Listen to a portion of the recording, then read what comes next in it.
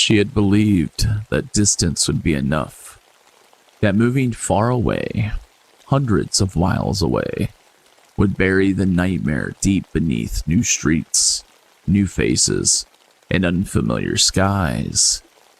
But the past is a creature that stretches long, curling its fingers around her throat even here. In this new place she had dared to call a fresh start.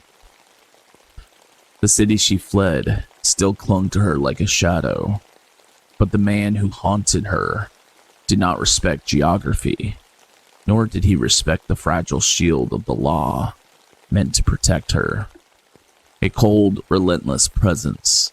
He was a phantom stalking her life from afar, his obsession unbound by physical walls or the miles that separated them. The court's paper barrier was a cruel joke, an illusion of safety.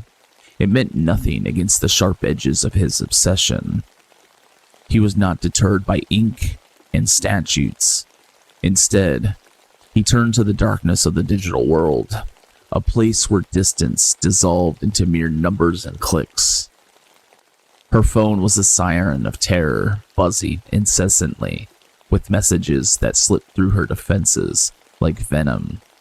Text filled with venomous promises, threats, emails that crept into her inbox like a noose tightening around her neck. Every word was a blow, each sentence a knife twisting deeper into the fragile fabric of her sanity. And when the digital torment wasn't enough, he weaponized her identity against her. Fake profiles appeared, grotesque caricatures made to humiliate and destroy. A manipulated photograph, twisted and deformed, stared back at her like a nightmare she could never wake from. It was a calculated war on her dignity, a public crucifixion in the cold light of social media. His threats grew darker, more violent, like whispered curses echoing through the walls of her mind. "I'll cave your face in," one message hissed, dripping with malice. "You'll be left in a pool of blood."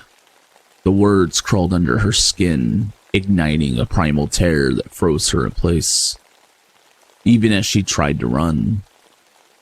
But the cruelty was not confined to her alone. His venom spilled outward, poisoning the few people she dared to trust. Family, friends. No one could escape his reach. His words were chains, isolating her further, tightening his grip with each passing day. Even her companions, her animals, were caught in the crossfire. Threats to harm them were like ghostly claws tearing at her soul. It was a methodical dismantling of her world, a strategy to leave her utterly alone, exposed and vulnerable. Sleep fled her. Peace was a stranger she no longer recognized. Every sound became a threat. Every shadow whispered of him. The nights stretched endlessly, filled with the hollow echo of fear. Her sanctuary had become a prison, the walls closing in with every new message, every new lie, every new twisted image. The law had promised protection, but the hollow words of justice could not shield her from a man who lived in the cracks and crevices of technology. He reached across state lines with cold efficiency of a predator that knew no limits. Her move was meant to be salvation. Instead, it became proof that no distance can save you from terror when it's relentless. His presence, a dark pulse in her life, beating in every notification, lurking behind every screen. This is not mere harassment. It was an unyielding campaign of control and destruction, a slow unraveling of a person's very essence. She stopped trusting the world. Strangers' faces blurred into threats. Every glance carried the weight of unseen danger. Months passed in a haze of dread, her life a battleground where silence was a fragile weapon against the noise of his obsession. The wounds were invisible, but no less real. Deep fractures in her spirit that no time could immediately mend. At last, the shadow fractured, the law caught up, and he was taken away, locked behind iron bars. It was a victory painted in small, cautious strokes. Her nightmare contained, if not fully erased. Yet, even in his absence, the terror lingered. The scars, those intangible marks left by relentless fear, remained etched into her memory. Healing was a distant promise, one that could take time, care, and the fragile thread of hope. Her story is a warning whispered in the dark to anyone who could listen. Stalking is not an obsession.